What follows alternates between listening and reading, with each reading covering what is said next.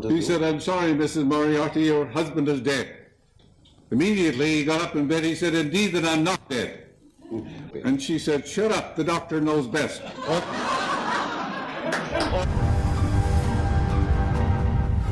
Hey, ¿qué tal? Y bienvenidos de nuevo a Domina tu Mente.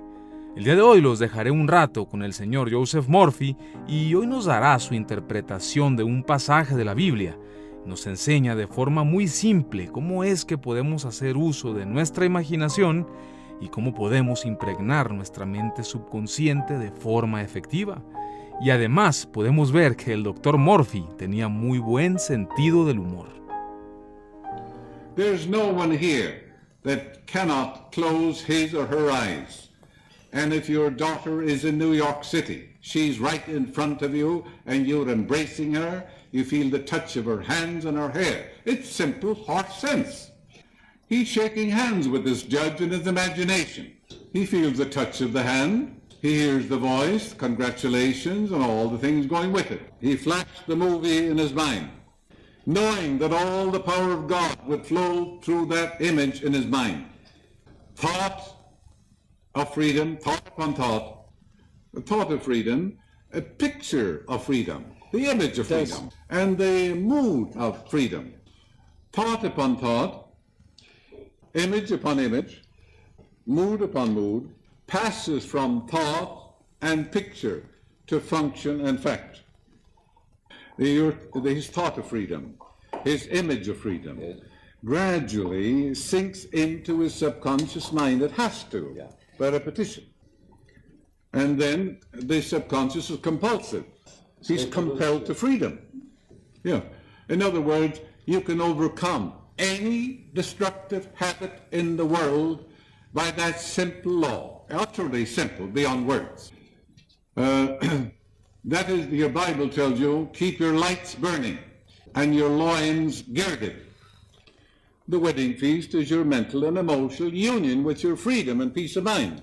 The return of the Lord is the response of my subconscious mind to my conscious thinking and imagery. Yes, and now keep your lights burning in the Bible means let your sense perception be keen. Learn to know the laws of mind. Be on the beam, Be aware of the truth. And your loins girded, meaning know the creative laws of your mind. Then the Lord of the law will always respond.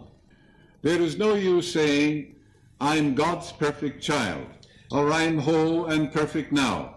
If you believe that there's a germ or a cancer or something out there that can kill you or can destroy you, there must be no verbalisms. In prayer, you give no power to any external thing, germ or the atmosphere or stars or jinx or anything in the world. The minute you do, you cease to be a scientific thinker. You're double-minded, unstable in all your ways. You don't give power to any created thing, anything in the phenomenalistic world. Germs or anything in this world you don't give power to. You give power to the Creator. When a man gets cancer, fear seizes him. When he says, "I'm finished, I'm done for," he's through. It's only a manifestation of fear. All he has to do is change his mind and he changes his body. Fear is man's greatest curse. Quimby in 1847, he said, "I take a man from the street. He never heard of the word cancer. And he has a little lump, maybe he fell down. I say to him, 'You've got cancer.' It has no effect upon me, he never heard of the word." He said, "If we didn't have so many names, we wouldn't have so many diseases."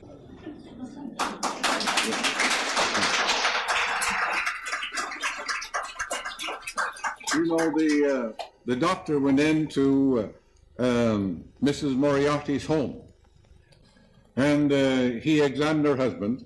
He said, "I'm sorry, Mrs. Moriarty, your husband is dead." Immediately he got up in bed. He said, "Indeed that I'm not dead." And she said, "Shut up, the doctor knows best." Sie sagte, brauche ich wohl nicht zu übersetzen, sie sagte, "Halt's Maul, der Doktor weiß es besser."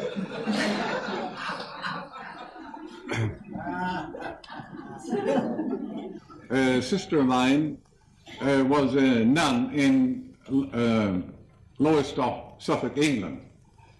Yeah. She's now in the next dimension. Sie ist Very jetzt in einer religious anderen woman. Dimension. Very religious. She was conducting a pilgrimage to Lourdes.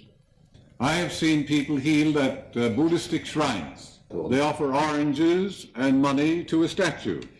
In talking to them, they had remarkable, miraculous healings. The same has happened in Buddhistic shrines. They never heard of Jesus or Mary or Joseph or Buddha or any. They're healed by their expectancy and their belief.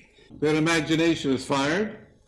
They're full of expectancy. They have blind belief, and the subconscious heals them. Their own subconscious is the only healer in the world. Nobody heals you.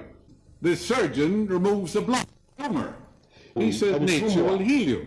The psychologist, Freitag, will try and get rid of guilt in your mind. When he does, immediately the healing power is released.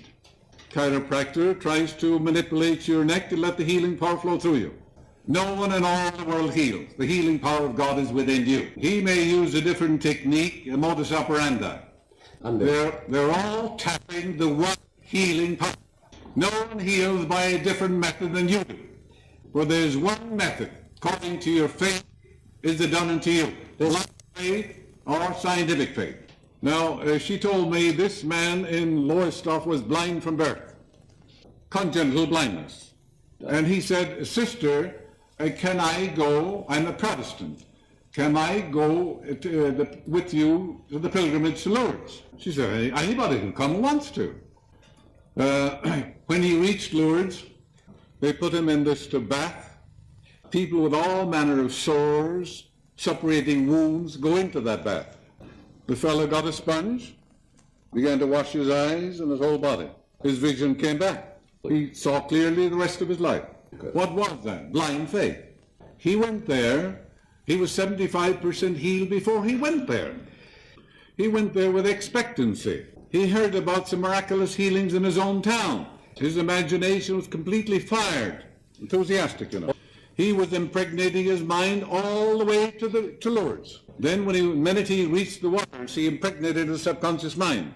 He said, all I know, he said, I was blind and now I see.